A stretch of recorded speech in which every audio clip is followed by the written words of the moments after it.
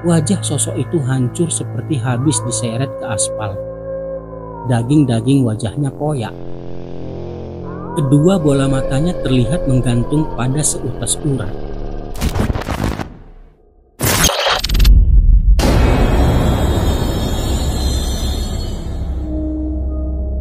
Assalamualaikum warahmatullahi wabarakatuh. Selamat datang kembali di Mistis Channel. Di video ini saya akan membacakan sebuah cerita horor yang ditulis oleh akun @mika0619 di Twitter. Cerita ini berjudul Taman Arwah. Kisah ini menceritakan pengalaman seorang karyawan yang bekerja di sebuah wahana rekreasi di salah satu kota di wilayah Jawa bagian barat. Tempat rekreasi itu dihuni oleh banyak makhluk tak kasat mata. Putra terpaksa menyaksikan kejadian-kejadian tak enak itu setelah dia memutuskan untuk tinggal di wahana tersebut. Untuk kalian yang ingin membaca sendiri ceritanya, silahkan klik link yang tercantum di kolom deskripsi. Karena sensasi mendengar dan membaca itu berbeda. Jadi buat yang lebih suka membaca, silahkan langsung cus ke sumber ceritanya ya. Dan untuk kalian yang sudah tidak sabar ingin segera mendengarkan ceritanya, siapkan mental dan selamat mendengarkan.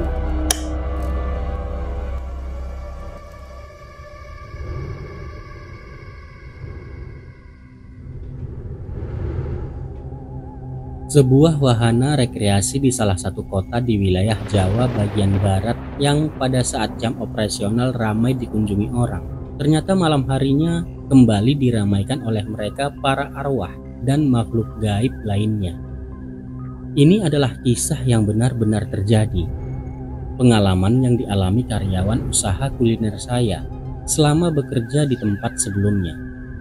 Sejatinya kisah ini tidak bermaksud mendiskreditkan pihak tertentu, semata-mata murni menceritakan pengalaman dia. Pada prinsipnya, penulis akan menyamarkan dan atau merahasiakan lokasi, pihak-pihak, dan orang-orang dalam kisah ini untuk kepentingan privasi dan kenyamanan pihak terkait. Dari kisah ini pula semoga kita semua mengambil pembelajaran serta mendapat pesan moral. Saya pengusaha kuliner di sebuah kota kecil perbatasan Provinsi Banten dengan Provinsi Jawa Barat. Sebagaimana pengusaha lainnya, salah satu hal yang harus ditangani adalah soal karyawan. Sudah 4 kali berganti karyawan di bagian yang job desk-nya menangani langsung konsumen. Saya menyebutnya karyawan bagian depan. Artinya simpel saja, kebalikan dari karyawan bagian belakang yang menangani urusan dapur. Saat karyawan terakhir menunjukkan performa yang kurang memuaskan, maka saya bermaksud hendak menggantinya. Sebagai calon penggantinya, salah seorang karyawan bagian dapur merekomendasikan tetangga rumahnya yang katanya belum lama pulang dari kota X setelah bertahun-tahun merantau bekerja. Alasan utama kembali pulang kampung adalah karena pandemi. Setelah melewati proses yang tidak serumit melamar pekerjaan di kantoran, maka resmilah saya mempunyai karyawan bagian depan yang baru. Namanya Putra, seorang laki-laki tentunya. Saat tulisan ini dibuat, usianya 28 tahun. Ia merupakan anak pertama dari 3 bersaudara. Adiknya yang kedua laki-laki, si bungsu perempuan. Keluarganya dari kalangan yang sangat sederhana. Maka itulah orang tuanya hanya sanggup menyekolahkan Putra sampai lulus SD saja. Saat usianya 19 tahun, ia memutuskan ingin merantau ke kota mencari pekerjaan untuk membantu kondisi keluarganya. Dia juga berpikir untuk membantu biaya sekolah adik-adiknya, agar tidak seperti dia yang hanya lulusan SD. Gayung bersambut. Melalui teman kenalannya dari Facebook, Putra mendapat ajakan bekerja di tempat si kenalan Facebooknya bekerja. Nama kenalannya itu Masto. Masto bekerja di satu wahana, sebuah tempat rekreasi di kota X, di bagian yang merawat taman dan kebunnya. Putra mulai semakin cair dengan saya sebagai atasannya setelah sekitar 3 minggu bekerja di tempat usaha saya. Saat tidak terlalu sibuk, kami mengobrol tentang hal-hal di luar pekerjaan di usaha kuliner saya. Jadi, kamu berapa lama bekerja di Hip Hip Hura, Put? Ini catatan ya. Hip Hip Hura akan saya gunakan untuk menggantikan nama tempat wahana wisata yang dimaksud dalam cerita ini untuk menjaga kerahasiaan tempat yang dimaksud. Saya kerja di sana sejak tahun 2013 sampai 2018. 6 tahunan, Pak, jawabnya. Sebagaimana dikisahkan sebelumnya melalui Masto, Putra mendapat pekerjaan sebagai tukang kebun di Hip Hip Hura. Dia merasa bersyukur bisa diterima bekerja di sana, mengingat ijazahnya hanya lulusan SD. Putra tidak menyia-nyiakan kesempatan itu. Dia bekerja dengan giat dan rajin. Ternyata hal itu mendapat perhatian dari manajernya. Dalam waktu 3 bulan jabatan Putra dinaikkan menjadi pengawas bagian perkebunan. Artinya, ketika masuk bekerja Putra masih selevel dengan Masto. Saat dia diangkat menjadi pengawas, otomatis menjadi atasan Masto. Hal itu menimbulkan kedengkian di hati Masto. Putra yang saat pertama kali ke kota X lalu bekerja di Hip Hip Hura selama 3 bulan, tinggal bareng di kontrakan Masto. Atas keadaan tersebut, Masto mengusir Putra. Mulai sekarang, anggap aja saya nggak pernah kenal kamu. Kamu pergi dari sini, cari di tempat lain, kata Masto. Dari situ Putra akhirnya keluar masuk rumah kontrakan petak, terhitung sebanyak 3 kali. Kenapa kamu gonta-ganti kontrakan, Put? Tanya saya. Gaji saya nggak cukup, Pak, untuk bayar kontrakan, karena saya kan harus ngirim uang juga ke kampung, jawab Putra. Sebenarnya saya dapat kontrakan yang rada murah. Tempatnya di dekat rel kereta api, tapi di situ tetangga kontrakan saya kebanyakan orang-orang buangan, terangnya. Orang-orang buangan gimana maksud kamu? Tanya saya. Itu, Pak, banyak waria, pekerja seks komersial sama preman-preman. Saya was-was, Pak. Mana barang saya juga ada yang dicuri pas saya tinggal kerja, jawab Putra. Putra menceritakan keluh kesah keluar masuk kontrakannya pada rekan kerjanya. Sampai-sampai kondisi Putra itu diketahui juga oleh manajernya. Suatu hari, si manajer memanggil untuk menghadap. Put, saya dengar kamu pindah-pindah kontrakan. Gimana kalau kamu tinggal aja di sini? Tanya si manajer, sekaligus menawarkan Putra tinggal di lingkungan Hip Hip Hura. Memang sebenarnya ada ruangan di lantai 2 untuk para karyawan bagian taman dan kebun yang sangat layak digunakan untuk tempat tidur. Meski sebenarnya peruntukannya untuk salin pakaian juga loker untuk menyimpan barang karyawan. Tentu saja tawaran itu diterima oleh Putra. Putra berpikir akan bisa lebih hemat uang karena tidak ada pengeluaran sewa kontrakan dan transportasi. Kamar mandi dan dapur juga tersedia. Di Hip Hip Hura juga terdapat kebun sayur dan kolam ikan mas dan nila. Ikannya boleh diambil asal seperlunya. Sempurna, pikir Putra. Jam operasional Hip Hip Hura pukul 8 pagi sampai pukul 4 sore. Setelah itu tentunya karyawan pulang ke tempat tinggalnya masing-masing. Memang tidak semua karyawan tenggo, alias jam 4 sore langsung pulang. Ada saja karyawan yang menghabiskan waktunya terlebih dahulu di sana. Tapi banter paling lama hanya sampai pukul 9 malam. Hip Hip Hura sebenarnya salah satu wahana tempat wisata yang sangat luas. Petugas security hanya berjaga di pos bagian depan atau ke gerbang keluar dari tempat wisata. Maka itulah, di atas pukul 9 malam, Putra benar-benar sendirian di Hip Hip Hura. Hari dan malam pertama dilewati tanpa ada hambatan apa-apa. Putra bisa tidur dengan pulas dan bangun esok paginya dengan segar. Namun saat malam kedua lah, Putra mulai merasakan ada sesuatu yang tidak lazim di tempat tinggalnya itu. Auranya mulai terasa janggal dan mistis. Sebelum lanjut cerita, saya akan sedikit mendeskripsikan wahana Hip Hip Hura. Konsep wisata di Hip Hip Hura adalah ekoturisme. Di dalamnya para wisatawan akan mendapat edukasi agrikultur. Sasaran utama wisatawan adalah anak-anak, pelajar, sampai tingkat pendidikan SMP. Di sana mereka bisa bermain sambil belajar bercocok tanam dan berternak.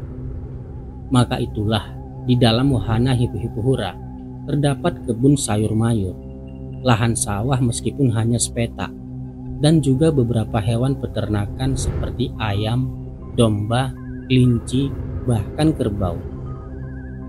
Burung-burung juga menjadi koleksinya.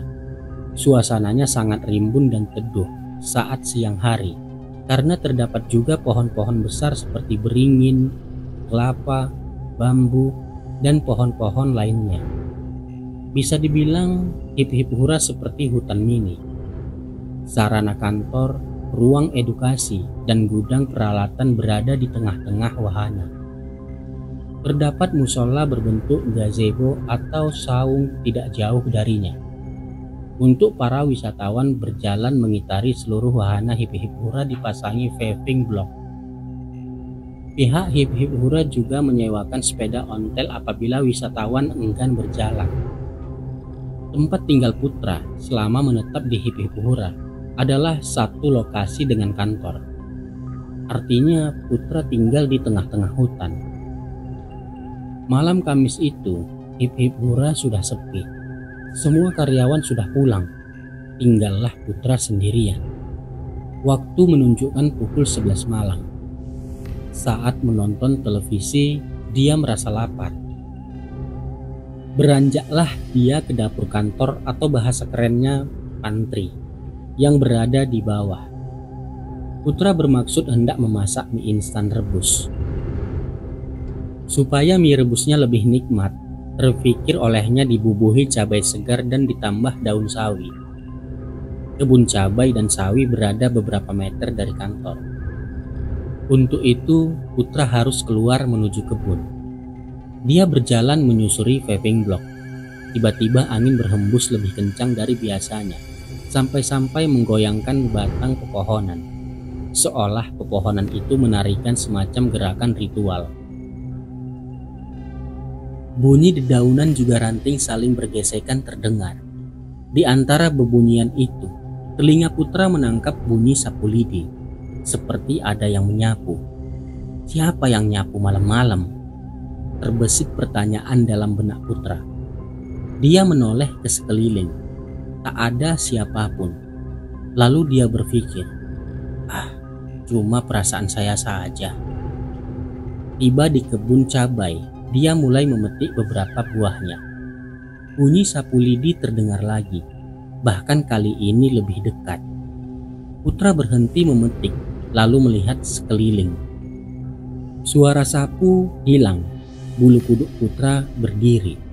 Ia merasa ada seseorang atau sesuatu selain dirinya ada bersamanya. Kemudian Putra segera beranjak dari kebun cabai, tidak lagi memperdulikan daun sawi yang belum sempat dia petik. Namun dia waspada, berjalan mundur perlahan. Saat berjalan mundur, baru beberapa langkah, dia bertabrakan dengan seseorang. Putra menoleh. Ternyata dia bertabrakan dengan punggung seseorang. Sosok wanita paruh baya, bisa dibilang nenek-nenek. Terbesit di pikiran Putra, nenek itu adalah Bu Nur. Bu Nur? Sapa Putra. Bu Nur adalah petugas kebersihan lingkungan sekitar kantor Hip Hip Hura. Tapi bukannya Bu Nur udah pulang dari tadi? Pikir Putra. Lagi pula Bu Nur saat bekerja selalu mengenakan seragam khusus personil bagian kebersihan. Sedangkan sosok nenek-nenek yang ditabraknya memakai pakaian atas model kebaya, namun terlihat sudah usang kehitaman. Bawahannya memakai kain yang juga terlihat usang. Putra tersadar, itu bukan Bu Nur. Lalu dia mundur mengambil jarak sekitar 3 langkah dari sosok nenek itu. Nenek siapa? Kok malam-malam ada di sini? Putra bertanya sambil gemetar. namun ia mencoba menguasai dirinya. Yang ditanya diam tak bergeming. "Nek," sapa Putra lagi.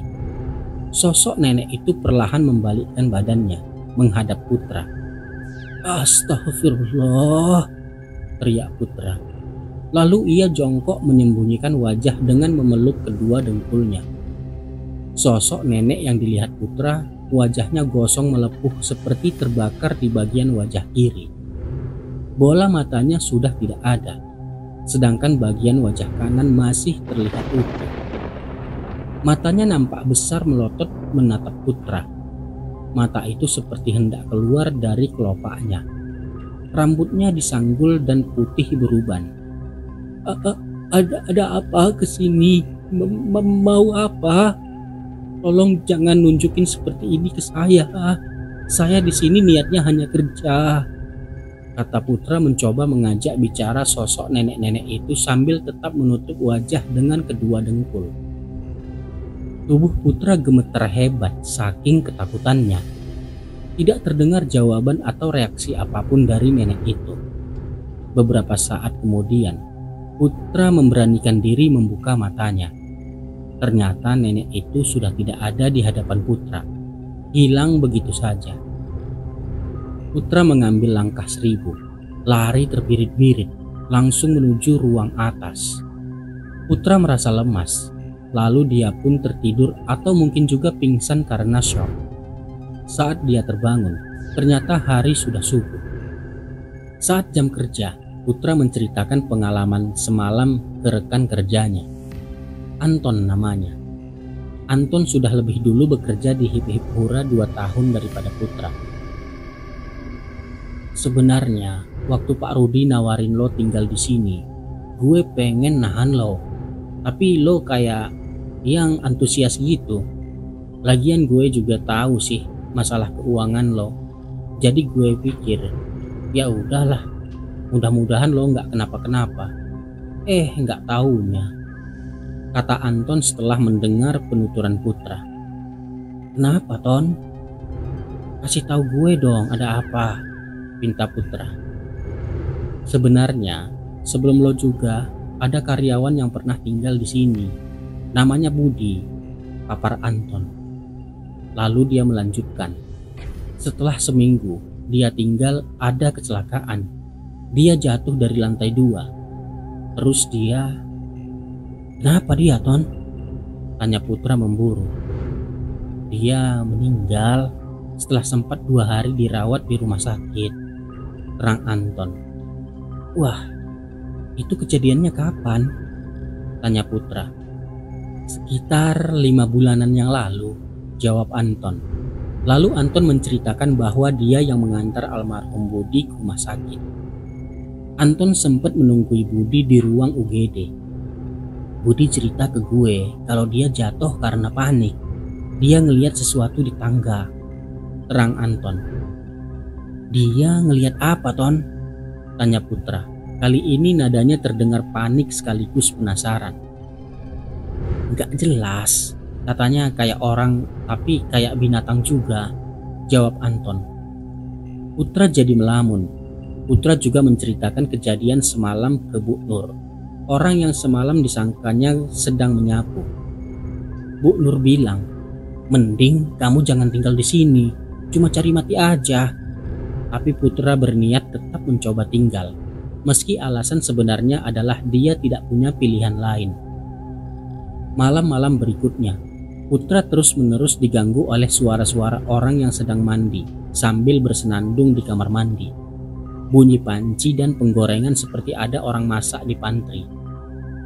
Juga suara bel dari sepeda ontel. Tapi sejak kejadian nenek-nenek nyapu, dia enggan turun ke bawah. Jam 10 malam dia sudah berdiam di kamar atas saja. Hingga satu malam Putra terbangun. Dia merasa perutnya mules. Dia kepingin buang air besar. Dia melihat ke jam dinding. "Aduh, mana masih jam 1 malam lagi," gumamnya. Putra coba mengabaikan rasa mulesnya, tapi sia-sia. Rasanya sudah di ujung. "Aduh, anjing. Terpaksa deh, daripada brojol di sini, katanya lirih. Bismillah, katanya sebelum menuruni tangga. Dia mengumpulkan keberaniannya. Kamar mandi letaknya di luar, dekat dengan gudang. Sebenarnya tidak jauh dari ruang tidurnya, tapi tetap saja letaknya di luar. Tumben sepi, katanya dalam hati. Karena biasanya selalu ada suara-suara aktivitas di dapur dan di kamar mandi. Putra berhasil mencapai kamar mandi, lalu dia melaksanakan buang hajatnya.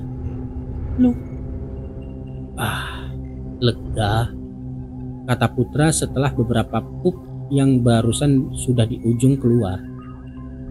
Tapi hajatnya belum tuntas, perutnya masih terasa sedikit mules. Di luar terdengar lagi suara angin bertiup. Terdengar lagi suara dedaunan diterpa angin dan batang juga ranting pohon yang saling bergesekan. Lalu terdengar suara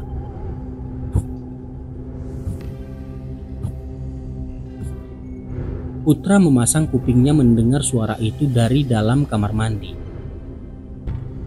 Kayaknya kelapa pada jatuhan, pasti kena angin. Begitu Putra menduga. Ada beberapa pohon kelapa yang ditanam sekitar 10 meter di depan kamar mandi. Tapi kemudian dia ingat bahwa pohon-pohon kelapa di kebun Hip-Hip Hura tidak sedang berbuah. Keringat mulai keluar dari keningnya. Pikirannya mulai gelisah. Ya Allah, apalagi itu, katanya lirih. Lantas dia menyudahi kegiatan buang hajatnya.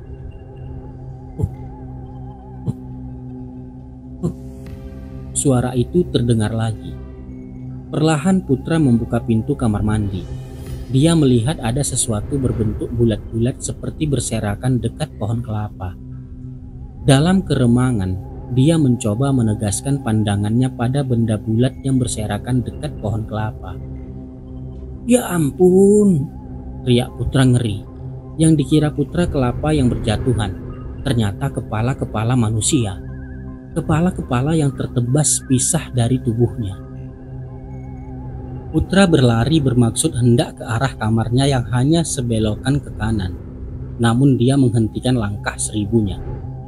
Ada sesuatu yang seolah menghadang Putra. Tak percaya dengan apa yang dilihatnya. Sosok tubuh tanpa kepala berjalan tertatih-tatih. Tangan kirinya membawa kepalanya sendiri dengan menjambak rambutnya. Sosok itu berjalan tertatih karena pergelangan kaki kanannya terikat rantai dengan bandul bola besi seukuran bola kaki. Pakaian sosok itu koyak-koyak seperti habis dicambuk habis-habisan. Wah! Teriak Putra ketakutan. Dia tersungkur dengan posisi duduk. Dia mencoba bangkit, namun kedua lututnya lemas. Akhirnya dengan segenap kekuatan yang masih ada dia berhasil berdiri.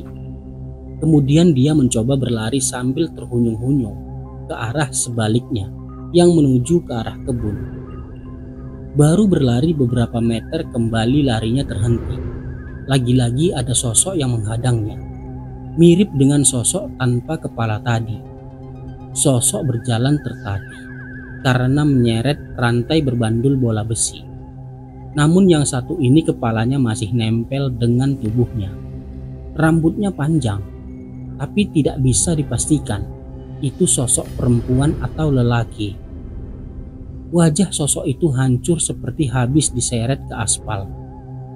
Daging-daging wajahnya koyak. Kedua bola matanya terlihat menggantung pada seutas urat. Teriak Putra lagi. Yang terpikir oleh Putra saat itu adalah segera keluar dari wahana Hip-Hip Hura saat itu juga. Meski sulit karena kedua lututnya lemas, tetap Putra berlari sekuatnya. Putra terpaksa berlari melewati sosok berwajah koyak, karena itu satu-satunya akses menuju gerbang depan pintu keluar wahana. Saat berlari beberapa kali ia tersungkur karena takut bukan kepalang. Putra melewati pos satpam utama di gerbang depan tempat rekreasi itu. Petugas security terperangah melihat Putra berlari terbirit pada waktu dini hari itu. Hei, Mas Putra, ada apa? Panggil security yang mengenal Putra. Namun Putra mengabaikannya, terus berlari. Akhirnya Putra menghentikan larinya di sebuah halte bus. Dia lantas duduk pada bangku halte, mencoba menenangkan diri. Nafasnya masih terengah-engah. Tubuh beserta pakaiannya basah oleh peluh sendiri. Tak berapa lama kemudian dia mulai bisa mengatur nafasnya. Namun dia menangis sejadi-jadinya meratapi apa yang sudah terjadi pada dirinya. Kenapa aku harus ngalamin ini? Pertanyaannya dalam benaknya. Ingin Putra berhenti bekerja di Hip Hip Hura dini hari itu juga. Tapi saat dia mulai bisa berpikir jernih, terlihat bayangan wajah ibu bapaknya di kampung sedang menunggu kiriman uang darinya. Lalu ia terbayang wajah kedua adiknya, yang biaya sekolahnya juga dari hasil jerih payahnya. Terus gimana, Put? Kamu berhenti dari Hip Hip Hura malam itu juga? Tanya saya. Enggak, Pak, jawab si Putra. Loh, kenapa? Kamu enggak takut? Ya, takut sih, Pak. Bohong kalau enggak mah. Tapi saya keinget sama emak bapak di kampung. Terus saya ingat adik-adik saya yang masih butuh biaya buat sekolah. Saya nguatin tekad. Apapun yang terjadi, saya akan coba bertahan. Kamu langsung balik lagi ke dalam Hip Hip Hura? Enggak, Pak. Saya nunggu sampai subuh di halte bus, kata Putra sambil nyengir. Saat azan subuh berkumandang, Putra kembali lagi ke tempat wisata X. Lalu masuk kembali ke wahana Hip Hip Hura. Dia sudah menguasai diri kembali, dan dia sudah bertekad akan bertahan demi keluarga di kampung. Saat bekerja, kali ini dia tidak bercerita kepada siapapun pengalamannya semalam. Meskipun Anton menanyakannya karena mendapat info dari security gerbang depan yang melihatnya lari terbirit-birit dini hari tadi. Putra cuma menjawab, "Nggak kenapa-napa." Malamnya Putra tertidur sangat pulas karena memang kurang tidur sehari sebelumnya. Malam berikutnya pun dia lalui dengan tabah. Dia mulai terbiasa dengan situasi di Hip Hip Hura, gangguan-gangguan dari mereka yang tak kasat mata. Penunggu Hip Hip Hura bukannya tidak ada sama sekali. Tetap ada meskipun tidak setiap malam. Putra sudah terbiasa dengan suara orang mandi sambil bersenandung di kamar mandi. Sudah terbiasa dengan aktivitas seperti ada yang memasak di pantry. Oh iya, bunyi lonceng sepeda ontel. Suatu malam Putra tergelitik untuk mengintip ke bawah dari balkon lantai atas kamarnya saat mendengar bunyi lonceng sepeda ontel. Ring, ring, ring. Ramai sekali. Ternyata sepeda-sepeda ontel yang disewakan itu berjalan sendiri lalu lalang. Hanya karena percaya lindungan Tuhan dan tekad demi keluarganya lah yang membuat Putra kuat bertahan di sana. Suatu sore menjelang malam, belum terlalu larut, sekitar pukul 9, Putra bermaksud melaksanakan sholat Isya di musola yang berada di luar. Musola di luar itu berbentuk gazebo. Di tengah sholatnya, tiba-tiba kembali angin bertiup lebih kencang dari biasa, menggoyangkan semua pepohonan di sekitar musola. Dia tak bergeming, mencoba tetap khusyuk. Sholat Isya pun tuntas juga Putra tunaikan. Lantas dia bermaksud melanjutkan dengan mengaji. Di tengah dia melantunkan beberapa ayat-ayat Al-Quran. Angin bertiup semakin kencang, menggoyangkan pepohonan lebih kuat. Putra menghentikan sejenak bacaan ngajinya, menarik nafas sebentar, lalu melanjutkan kembali mengaji.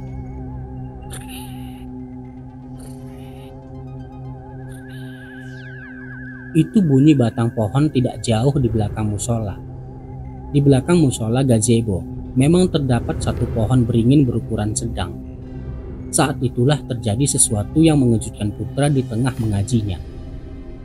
Ujung dahan beserta daun pohon beringin menyentuh pipi kiri Putra. Lebih tepatnya menampar karena cukup keras. Pohon beringin itu seolah hidup, menjulurkan ujung dahannya, atau malah pohon beringin itu bergerak mendekati Putra. Pohon beringin itu seolah tidak suka mendengar lantunan ngaji Putra. Menyuruhnya berhenti. Astagfirullah, seru Putra sambil memegang pipi kirinya. Lalu dia membalikkan posisi duduknya menghadap ke pohon beringin itu. Ia merasa bagaikan sedang beradu tatap dengan sosok raksasa saja. Pohon beringin itu bergoyang-goyang pelan, seperti tertiup angin, tapi semakin condong miring ke musola. Ini beringin mau roboh apa gimana? Putra membatin khawatir. Lalu dia beranjak dari musola itu. Tidak ingin ambil resiko tertimpa pohon. Jadi itu pohon gerak, Put? Tanya saya. Kayaknya iya, Pak. Gak suka saya ngaji, jawabnya. Ah, gila tuh tempat. Ngeri banget sih, respon saya. Terus penampakan apa lagi yang kamu lihat, Put? Saya jadi penasaran dibuatnya. Sejenak Putra terlihat berpikir, mencoba mengingat-ingat pengalamannya. Oh, ini Pak, ada penampakan noni-noni Belanda sama anak-anak bulenya. Apa itu sebutan anak Belanda zaman dulu, Pak? Sinyo, jawab saya. Nah, iya, itu Pak. Noni-noni Belanda sama sinyo-sinyo Belanda, kata Putra menegaskan. Ngapain mereka? Tanya saya. Kan kalau dari pagi sampai sore yang wisata ke hip-hip hura manusia. Nah, malam-malam tertentu gantian mereka yang wisata ke situ sekeluarga, terang Putra. Kalau penampakan kayak setan yang ngetop gitu ada nggak, Put? Tanya saya lagi. Setan ngetop gimana tuh, Pak? Putra balik nanya, bingung. Itu loh, kayak kunti, pocong, genderuwo, kalong wewe, tuyul, terang saya. Oh itu, ada Pak. Saya pernah lihat kuntilanak suka terbang dari pohon satu ke pohon lainnya. Terus tuyul, saya suka lihat mereka di kebun jagung, terang Putra. Ngapain mereka di situ? Wujudnya bener nggak sih kayak yang suka digambarin di TV? Tanya saya. Joget-joget aja Pak, mantatin saya. Dah gitu hilang. Saya ngelihatnya ada takut juga lucu. Kata Putra sambil ketawa. Putra menerangkan bahwa kurang lebih benar penggambaran tuyul seperti di TV. Wujud anak-anak, kepalanya botak pelontos. Ada gigi seperti taring keluar dari mulut di sudut bibir bawah.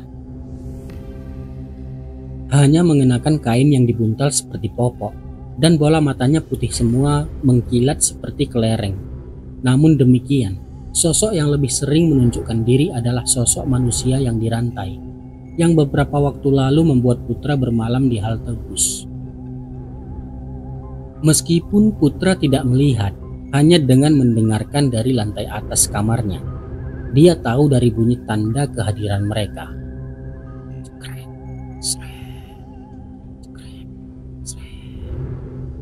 Itu bunyi rantai kaki dan bandul bola besi yang diseret. Telah 2 bulan Putra tinggal di hip-hip hura. Dia makin terbiasa dengan suasananya, makin terbiasa dengan para penghuninya. Tapi jika sudah sendirian dan di atas jam 9 malam, dia memilih tidak sholat atau mengaji lagi di musola gazebo dan memilih melakukannya di ruangannya. Terlalu banyak gangguan, katanya. Rekan kerja di hip-hip hura selain Anton yang akrab juga dengannya adalah Teddy. Putra menunjukkan foto mereka bertiga ke saya di handphonenya. Ini Anton, yang ini yang namanya Teddy Pak, katanya sambil menunjuk ke layar handphonenya. Pada waktu tertentu di luar jam kerja, mereka bermain futsal. Teddy ini kerap kerasukan, atau bahasa lebih umumnya kesurupan, saat sedang berada di hip-hip hura. Saat kesurupan, ada kalanya dia membentak-bentak Putra. Suaranya berubah-ubah, kadang suara laki-laki, kadang suara perempuan, suara nenek-nenek, suara kakek-kakek, suara berlogat bule, suara anak-anak. Bentak-bentak gimana, Put? Tanya saya. Pergi kamu dari sini, pergi kamu, pergi. Begitu Putra memeragakan Teddy saat sedang kesurupan. Ada yang nangis aja, ada yang teriak-teriak, ada yang merintih-merintih minta tolong. Tambahnya, pernah saya mimpi serem banget pak, kata Putra. Mimpi apa? Tanya saya. Saya melihat penyiksaan sadis banget pak. Ada yang kepalanya dihantam balok, ada yang ditusuk-tusuk perutnya, dadanya, matanya, kepalanya dipancung, ada juga yang ditembak, dicambukin sampai berdarah-darah. Ada yang diperkosa rame-rame juga. Ih, serem pak, ngeri saya kalau diingat. Urai Putra sambil bergidik. Tunggu dulu, penyiksaan katamu? Tanya saya. Iya pak, penyiksaan, kata Putra menegaskan. Menurut catatan sejarah, di lokasi wisata X memang pernah terjadi penyiksaan sekaligus pembunuhan. Dahulu tahun 1942, saat tentara Jepang datang ke Indonesia, sampai akhirnya masuk ke kota X. Setelah melucuti militer Belanda. Hari-hari berikutnya mereka mulai menangkapi orang-orang Belanda, bahkan pribumi yang dianggap simpatisan pemerintah kolonial Belanda. Kemudian mereka digiring ke sebuah lokasi. Disitulah akhir hidup para tawanan tentara Jepang ini. Sampai sekarang pun kuburan para korban kekejaman Jepang masih ada, tidak jauh dari tempat yang sekarang menjadi lokasi tempat wisata X. Kalau menurut Om Hao, tokoh spiritual yang cukup terkenal itu, apa yang dilihat Putra dalam mimpinya itu adalah konsep retrokognisi. Dalam kasus Putra, melalui mimpi dia diperlihatkan tragedi yang pernah terjadi di situ. Sebelum sekarang tempat itu menjadi tempat wisata. Kamu udah kayak Om Hao, Put, bisa ngelihat kejadian zaman dulu, kata saya.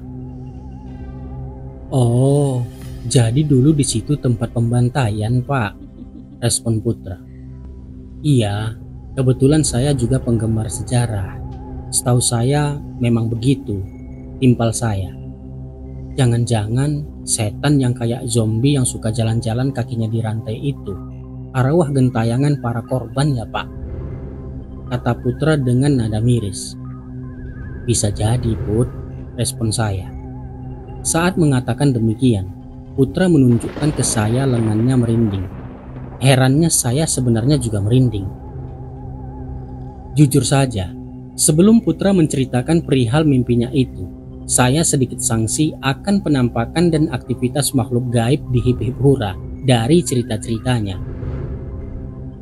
Namun dengan adanya kecocokan bahwa memang di lokasi itu pernah terjadi tragedi berdarah yang brutal membunuh banyak jiwa, saya jadi yakin akan kebenaran cerita pengalaman menyeramkan Putra di sana.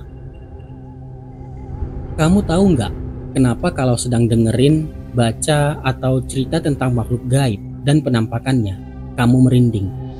Itu karena makhluk dan kejadian itu beneran ada dan terjadi. Mengapa bisa begitu? Karena mereka makhluk yang tidak terbatas ruang dan waktu. Boleh jadi mereka ada di sekitar kalian, merhatiin kalian. Banyak-banyak berdoa ya. Suatu malam Putra kemalaman pulang sehabis bermain futsal. Dikarenakan sehabis bermain futsal, Anton dan Teddy mengajaknya nongkrong di kafe kopi.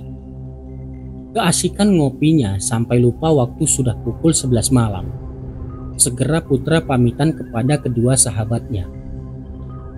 Biasanya selesai futsal, maksimal pukul 9 malam dia sudah beranjak pulang dan tiba di Hip Hip Hura setengah jam kemudian.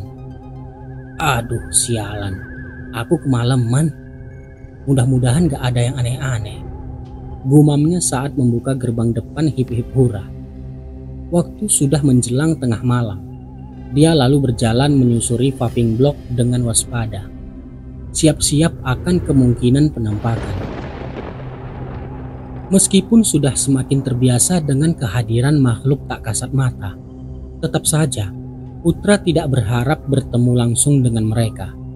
Toh mereka memang tidak setiap malam juga muncul. Lebih seringnya Putra mendengar suara-suara. Itu pun Putra sudah berada di ruang atas, tidak melihat mereka. Prinsip Putra, masing-masing ya jangan ganggu. Begitu dia seolah-olah menyapa saat mendengar seperti ada suatu aktivitas dari mereka yang tak kasat mata. Normalnya manusia jika melihat sesuatu yang ganjil, bukan hal yang dilihat sehari-hari, apalagi wujudnya menyeramkan pula, pasti respon pertamanya kaget, kedua takut, lalu selanjutnya tergantung kesiapan mental. Ada yang memberanikan diri, ada yang diam terpaku karena lemas, dan ada yang tetap ketakutan setengah mati, sampai-sampai berteriak histeris, lalu lari terbirit-birit. Ada pula yang pingsan di tempat, atau bahkan ada yang sampai kencing di celana. Beberapa meter Putra berjalan tanpa bertemu hal yang ganjil. Saat belokan kedua, dekat kebun sayuran, Putra dikejutkan oleh penampakan yang mengerikan sekaligus mengenaskan. Sosok laki-laki usianya sekitar 50-an. Perawakannya sedikit tambun, namun tidak pendek. Lehernya miring ke kanan, lidahnya menjulur mengeluarkan air liur. Matanya terbuka membelalak, tapi air matanya bercucuran. Dan kakinya seperti menjinjit, tapi tidak menyentuh paving block. Mengapung 30 cm dari permukaan paving block. Sosok itu bersuara.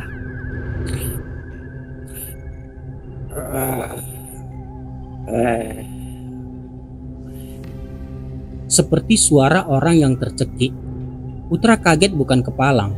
Seluruh darahnya serasa berdesir turun ke kaki. Jantungnya berdegup kencang, namun lututnya lemas. Baru kali ini sosok itu dilihatnya.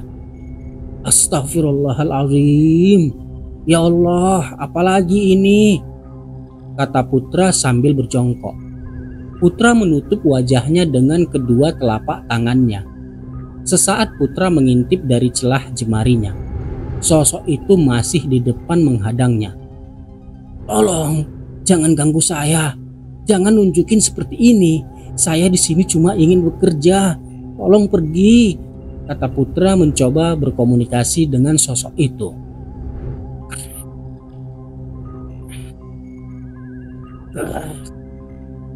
Dijawab demikian oleh sosok itu. Putra masih berjongkok sambil menutup wajahnya dengan telapak tangannya. Lalu dari celah jemarinya, dia melihat sosok itu seperti membalikkan badan perlahan, meskipun tetap mengapung, kemudian berlalu dari hadapannya. Keesokan harinya Putra menceritakan apa yang dilihatnya kepada Anton dan Teddy. Apa kata lo? Kayak orang kegantung? Tanya Anton. Iya, kayak orang kecekek gitu, tegas Putra lagi. Lalu Anton bertanya ciri-ciri sosok yang seperti menggantung itu, bagaimana? Putra pun menjelaskan. Kemudian Anton merogoh saku celananya, mengambil handphonenya. Dia melihat-lihat galeri foto yang tersimpan dalam folder handphonenya, mencari sebuah foto rupanya. Lalu dia berkata, coba lo lihat, kayak bapak ini enggak yang semalam lo lihat? Tanya Anton sambil menunjukkan layar handphonenya ke Putra. Putra meraih handphone Anton demi lebih jelas melihat foto bapak yang dimaksud Anton. Ya Allah, bener Ton, yang gue lihat bapak ini, kata Putra. Wajahnya berubah pucat. Anton menunjukkan foto pada momen ulang tahun si bapak sekitar 1,5 tahun yang lalu, yang dirayakan di Hip Hip Hura bersama seluruh karyawan. Lo tahu nggak siapa bapak ini? Tanya Anton. Putra menggelengkan kepalanya. Namanya Pak Dwi, dia pimpinan Hip Hip Hura sebelumnya, terang Anton. 1 bulan setelah perayaan ulang tahunnya itu, Pak Dwi ditemukan tewas gantung diri di pohon mangga di belakang gudang. Rumor yang beredar, dia bunuh diri karena frustasi. Istrinya selingkuh dengan lelaki lain. Ton, Ted, gue minta jangan bilang siapa-siapa ya kalau gue ngelihat arwahnya Pak Dwi. Cukup kita-kita aja yang tahu. Pinta Putra kepada 2 sahabatnya. Namun entah siapa yang tidak bisa menjaga rahasia. Seminggu kemudian Putra dipanggil menghadap direktur utama tempat wisata itu. Hal itu dikarenakan penampakan arwah Pak Dwi menjadi topik pembicaraan di kalangan karyawan. Pesan Pak Dirut kepada Putra agar kabar yang menggegerkan ini jangan disebar ke kalangan luar. Begitu Putra keluar dari ruang Dirut, dia menggerutu. Dasar, kalau nggak Anton, ya si Teddy nih yang ember. Udah aku bilang jangan bilang siapa-siapa. Bulan ketiga berlalu, lalu tahun berganti tahun. Tidak terasa sudah 5 tahun Putra bekerja di Hip Hip Hura. Setelah musim libur lebaran tahun ini, Putra mengambil jatah cutinya. Dia lantas pulang kampung untuk berlebaran ke keluarganya. Saat kembali lagi ke kota X, dia membawa seorang teman sekampungnya untuk diajak bekerja di Hip Hip Hura. Baru 4 hari bekerja, saat jam operasional Hip Hip Hura selesai, teman sekampungnya itu bilang ke Putra, ada keperluan yang harus dibeli di pasar. Namun sampai malamnya, temannya itu tidak kunjung kembali ke Hip Hip Hura. Keesokan malamnya, ibunda Putra menelponnya. Ibunda meminta Putra berhenti bekerja di Hip Hip Hura. Tata ngasih tahu emak, di tempat kamu kerja banyak juriknya. Bahasa Sunda artinya hantu atau setan. Kata ibunya Putra, ternyata teman sekampung Putra itu bukan ke pasar, melainkan kabur balik lagi ke kampung. Dia tidak setahan Putra menghadapi gangguan-gangguan makhluk tak kasat mata penghuni Hip Hip Hura. Udah enak, emak sama bapak juga nggak mau ada apa-apa sama kamu. Emak mana tega anaknya harus terus-terusan ditemenin jurik di tempat kerjanya. Kamu berhenti ya nak dari situ, cari kerja di tempat lain aja. Atau kalau kamu mau pulang kampung, juga nggak apa-apa. Emak, bapak, sama adek udah gak kenapa-napa, urai ibunya lagi. Putra pun sebenarnya saat bertahan di Hip Hip Hura kerap melamun. Berpikir apakah dirinya masih waras atau tidak. Dengan hidup berdampingan dengan para penghuni Hip Hip Hura yang sesekali menampakkan diri di hadapan Putra dengan berbagai wujud. Di sisi lain dia juga berpikir bahwa mungkin mereka para arwah-arwah itu mencoba menyampaikan sesuatu kepadanya. Jika keberaniannya sedang muncul, Putra mencoba mengambil gambar video penampakan makhluk tak kasat mata melalui kamera handphonenya. Tapi herannya, dengan mata telanjang dia dapat melihat, sedangkan di kamera tidak terekam. Akhirnya di tahun ke-6, setelah dia memikirkannya masak-masak dengan mempertimbangkan kesehatan mentalnya dan atas desakan ibunya, Putra memutuskan berhenti bekerja di Hip Hip Hura. Saat keputusannya itu diambil, sudah masuk tahun 2018.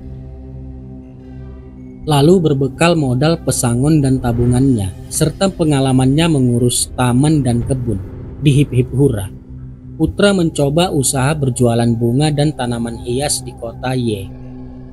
Saat pandemi COVID-19 melanda Indonesia, dunia usaha terpukul.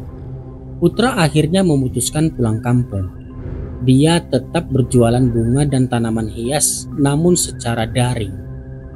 Untuk pendapatan dan kegiatannya sehari-hari, dia bekerja di usaha kuliner saya. Apa para penunggu di Hip Hip Hura nggak pernah ada yang nyamperin ke ruang atas ke tempat tidur kamu? Tanya saya. Sebenarnya ada pak, jawabnya. Kan ruang atas tuh nggak ada pintu, langsung tangga aja akses turun naik. Jadi pas saya tidur, saya merasa ada yang ngebelai-ngebelai saya. Pas saya melek, saya ngelihat jari-jari panjang sama kuku panjang di kening saya. Saya langsung kaget, bangun. Saya ngelihat ada sesuatu turun dari tangga, sambungnya. Wujudnya gimana Put? Gak jelas pak, Jalannya tuh merayap kayak cicak, tapi tubuhnya manusia. Mukanya mirip apa ya? Bapak tahu mak lampir nggak? Iya tahu. Nah, saya lihat kepalanya kayak mak lampir, tapi matanya bulat merah menyala. Oh, itu kali yang bikin panik karyawan yang tidur di hip-hip hura sebelum kamu. Yang jatuh terus meninggal itu, kata saya menyimpulkan. Iya pak, sepertinya, kata Putra. Kisah Taman Arwah selesai sampai di sini.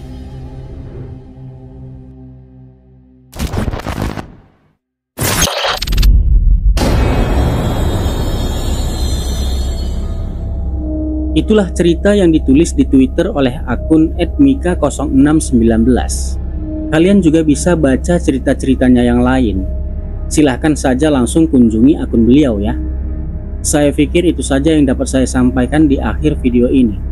Mohon maaf jika dalam cara saya menyajikan konten ini masih terdapat banyak kekurangan.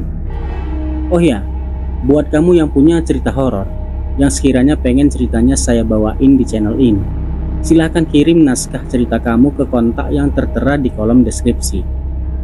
Akhir kata saya ucapkan ribuan terima kasih buat kalian yang sudah menonton video ini sampai selesai. Salam mistis, saya Bung Uya, sampai jumpa.